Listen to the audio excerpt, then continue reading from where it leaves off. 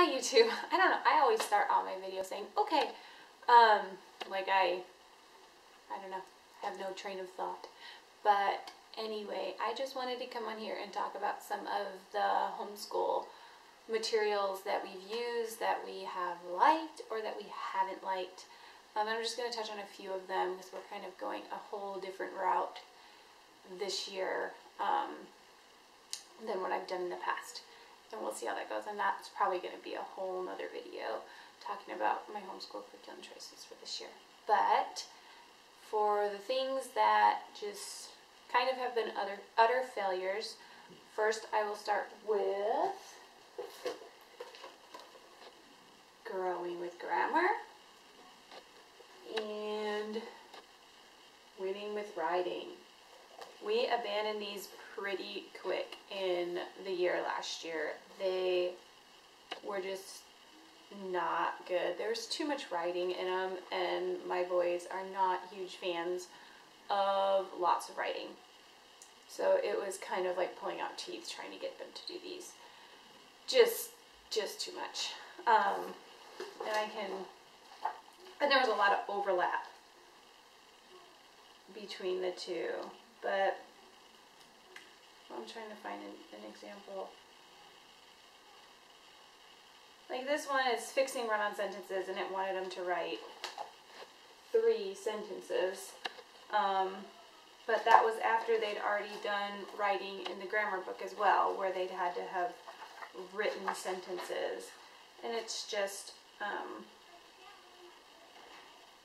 a lot. Like here's lesson 8, and that's just the front page, and they've written 4 sentences already. And then on the back, they're asked to write 5 more. And for a 7-year-old, that's just a lot of writing. So that did not work for us, and we replaced it. Well, we replaced it with first language lessons, which I already had. And I wanted to try something different because we'd already done level 1. And then so for 2nd grade, I went with the other grammar, which didn't work. So I just went back to the level 2 for first language lessons. And we finished out the entire year using this book. I really liked it. I mean, I liked the scripted nature of it, and that it includes, you know, writing activities and narration and dictation and all sorts of different things in here. Plus it gives them just a basic understanding of the different parts of speech. So that worked well for us, and I would definitely recommend the first language lessons, levels 1 and 2. So that one we liked. I replaced the writing with Susan Weisbauer's Writing with Ease, and we did level 1, and we started probably halfway through the book. Well, not quite halfway through, but we didn't start in the very beginning. And we actually didn't even finish all the way through it. It's very repetitive. One day they do copy work, the next day you do narration, then copy work, then narration, and then, wait, so it's one day you do copy work, one day you do narration, one day you do copy work, and then the next day you do narration and you write down what they say, and then they copy that. And it's like that for every week, and it just got a little repetitive, and I felt like they were getting enough of that through first language lessons. So we kind of stopped this. I mean, we had gotten through most at the end of the year, and I was just kind of done with school. So we stopped using that, and I won't be using it again because it was just kind of boring. Another program that, I mean, I've talked about it before. I've gone through the gamut with reading programs. I did Teach Your Child to Read in 100 Easy Lessons. So I used this with my boys. We got painstakingly through, you know, about the first 50 lessons, and they could not stand it anymore. So we took a break and we just practiced reading. We used Explode the Code, and after we'd taken maybe 6 months or 7 months off from it, we went back to it, and they whizzed right through it and finished it up. And I don't even know if we finished it all the way, because, I mean, they were just flying through it, and they knew how to read everything.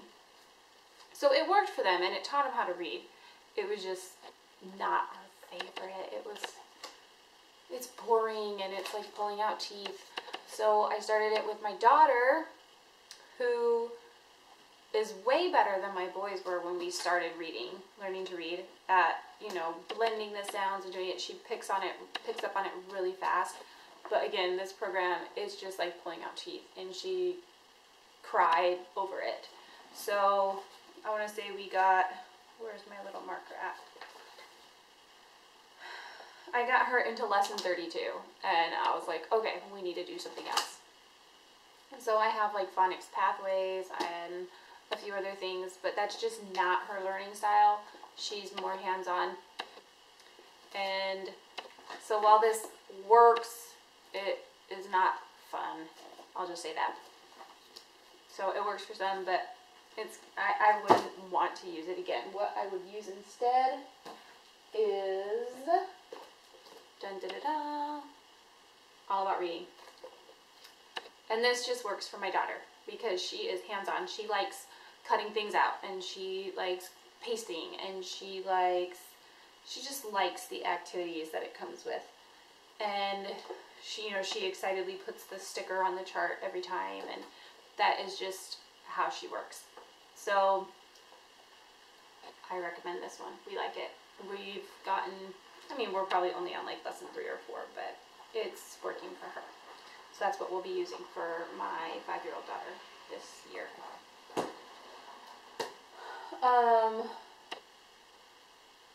One that did not work, a reading curriculum that I tried with my boys when we kind of abandoned Teach Your Child to Read in 100 Easy Lessons and we're trying to find something else. I bought this used, The Ordinary Parent's Guide to Teaching Reading. Awful. Sorry. I know some people love it. But this was not for us. And I mean, it was a while ago that I used it, so I can't even say why we didn't like it. My kids are just not big on the, like, memorizing little poems and songs and tunes like that. And this had a lot of that, especially in the beginning. So that was not that was not for us. And we actually, in first language lessons, they had that memorizing poems. We just kind of skipped over that part. We memorized quite a few of them, but a lot of the poems we just read them a few times. But I wouldn't really force them to memorize them because I just realized that it wasn't worth it. They didn't enjoy it. I didn't really see the huge value in it, so we didn't do it. I'm sorry if my camera is not focusing. I keep seeing it twisting and trying to focus, and I have no idea how it looks, so I'm sorry. A couple other things. So, 2 things that we've used and have loved pretty much. I have used Explode the Code for my boys from like I think I started them in book 2, and we've gone all the way through book 6. This is 6. They just finished up. And it's just been a good little supplement for learning phonics. And it's just easy for them to pull it out. And I say, hey, do 2 pages. And they can get 2 pages done. And it solidifies some of the stuff that they're learning. And then we can reinforce it as we're reading together and stuff like that. I can say, oh yeah, remember we learned that those. Alright, sorry about that. The last, well, I don't know if you saw this, but I was talking about Explode the Code. My camera turned off. And my last curriculum I wanted to talk about that's really worked well for us that we're not going to stop using is, or at least for now, is All About Spelling. We got through level 1 and we've started level 2 and I actually found levels 3 and 4 used from someone locally. So I have all of those, and it works really well for us. I like that it includes dictation in it, so you dictate phrases, you dictate sentences. I like that that's included with it, and it's just a solid program and it works well. So yeah, those are my likes and dislikes from this past year or the few years that we've been homeschooling, and I hope this will help some of you out. See you later. Bye.